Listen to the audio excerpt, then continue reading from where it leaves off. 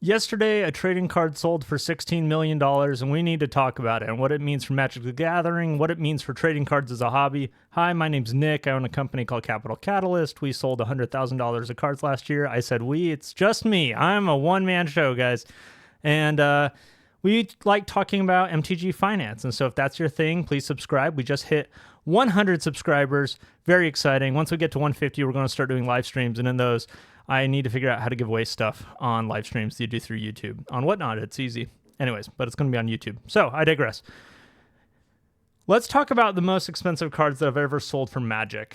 So I'll share my screen, and you're going to see all the cards that I've been looking at. I've been trying to make an Earthbender deck, as you can tell by what TCG Player Google ads are advertising to me. Anyways, so, excuse me. So the 16 most expensive Magic the Gathering cards. Is this even true? This is a little outdated, but we can at least look at the top couple. I say this is outdated because I know that Soulstones, like the Soulstone isn't on here. When was this published? It was 2 months ago. Yeah, no, this guy's just wrong. Anyway, so, oh my gosh. Well, now you get to see the other cards that I'm super interested in. All right. A pristine Alpha Black Lotus sold... When was this? The other year for $3 million. Very cool. A pristine Alpha Black Lotus probably should sell for $3 million. It was pristine by CGC, and this is super exciting for the hobby from the sense that this shows that trading cards, Magic cards, can be worth real money. Not tens of dollars, not tens of thousands of dollars, $3 million. That's real money. If this happens a lot, like if there was these kind of sales all the time, you'd see like private equity and shenanigans getting into Magic, which probably nobody wants, except for the really dirty dirtbags out there, like the evil corporate suits at Hasbro or something like that. But I digress. The point is that this is really cool and all, but honestly, this was a private sale, and it probably is fudged. By that, what I mean is, This didn't happen on eBay. This didn't happen in a public way where we can see who bought it for how much, what the bidding was. It's very possible, because this is great publicity for CGC, right? It's very possible, because CGC brokered the deal, I believe. And it's very possible, if not likely, that CGC helped sweeten the deal, helped it happen. I mean, they did help it happen. To what extent, we don't know. But in general, people don't really care about private sales because it doesn't tell you what the market price is. We didn't have somebody who's willing to auction it off and then the market be able to decide what the price was. Instead, it's a private sale. So this doesn't really matter, unfortunately. You go back to this list, though, the 1-of-1 ring, that sold for $2 million. That price... It was actually kind of interesting. I guess I'll tell the story time, because what happened was the 1-of-1 ring was announced and people started freaking out. This was pre-order, right? This was before the boxes even came out. And then stores started to put bounties on this card. And I believe the first bounty was like $150,000. There's this game store that said, hey, if you open the One Ring, we will buy it from you for $150,000. And people were freaking out like, whoa, that's crazy. That's so much money. And then the biggest that I know of, the biggest bounty that was put out there was $2 million. And so, and that was a store, I believe, in Europe that said that, look, if you bring the One Ring to us, we will buy it from you for $2 million, which is crazy if they actually were going to do that. That's wild. It's a publicity stunt. It's a cool card. It is the 1-of-1 One Ring. Well, a guy in Canada named Brooke Trafton opened it. He has a TikTok, and I don't think he posts stuff regularly anymore, but when he did, he's just a chill guy. You know that good vibe you get when you watch somebody and you're like, this is a good person who's nice and chill, and I don't know, just fun to watch. Anyways, he's got it. He opened it, and somehow he got in touch with Post Malone, and they agreed on a $2 million price. So once again, it's also a private sale. This was not a like open market, let's see who the highest bidder is. Post Malone said, sure, I will match the kind of highest public bounty known for the One Ring. And he bought the card, and he still owns the card. Pretty cool. So that was story time with the One Ring. So on this list, there's a bunch of other cards that are all expensive and whatever. 800,000, 100,000, 100,000, 60,000. There's, of course, modern expensive cards like the Chocobo that were selling for tens of thousands. The Soul Stones there's some confirmed sales on eBay for, I believe, like 40 grand, things like that. So some of the newer stuff. Now, that is all cool. That is all cool until you look at the list of all of the most expensive trading cards that have ever been sold. And on this list, Magic does make the list. It is third place. But once again, this was a private sale, the $3 million Black Lotus. What is number one happened yesterday. The good folks at Wikipedia, they are on top of it, and they updated this on the 17th for the 16th.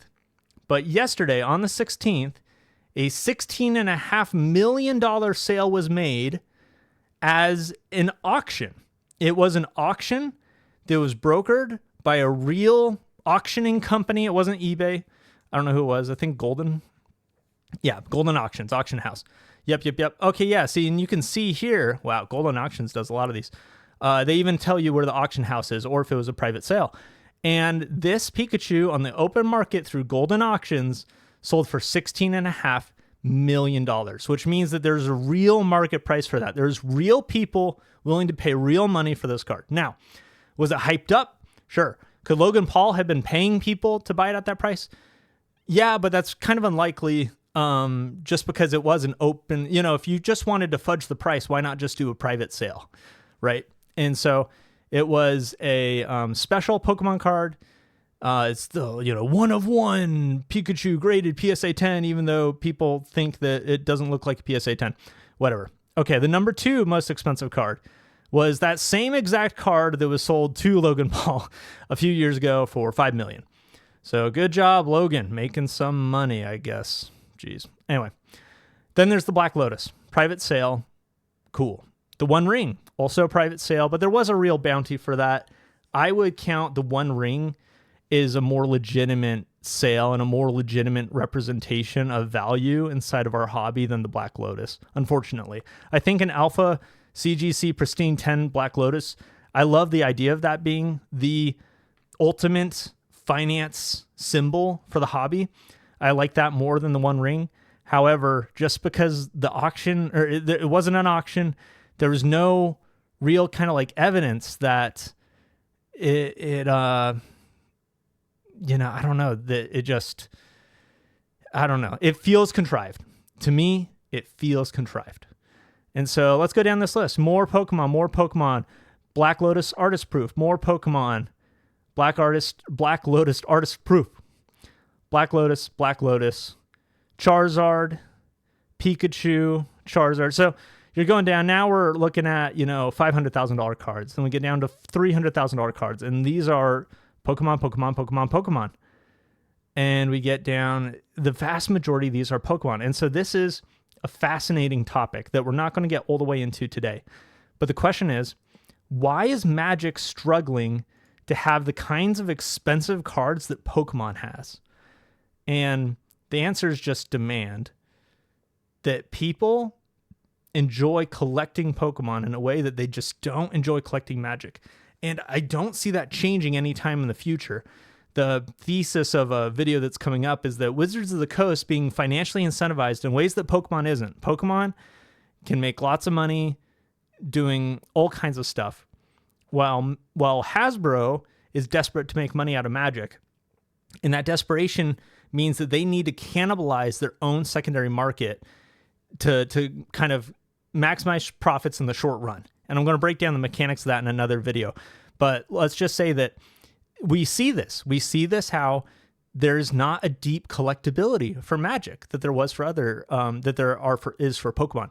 There's a Pokemon channel, Earn, I don't even know what his channel is called. His video isn't popping up on my feed, which is annoying. I'm probably going to look him up after this video. But anyways, Earn collects or whatever. He is a Pokemon collector, but he made videos about Final Fantasy because he was stoked to buy and open and collect and grade and sell Final Fantasy. And he did. He opened a bunch of boxes. He opened a Neon Chocobo. He sold these cards, and he bought cards to grade to sell, and he was treating it just like Pokemon.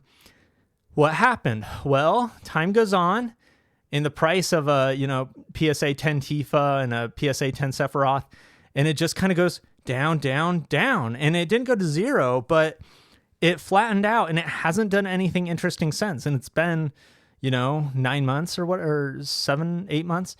And who knows if those cards are going to go up, because the thing is that people aren't excited about grading Sephiroth anymore.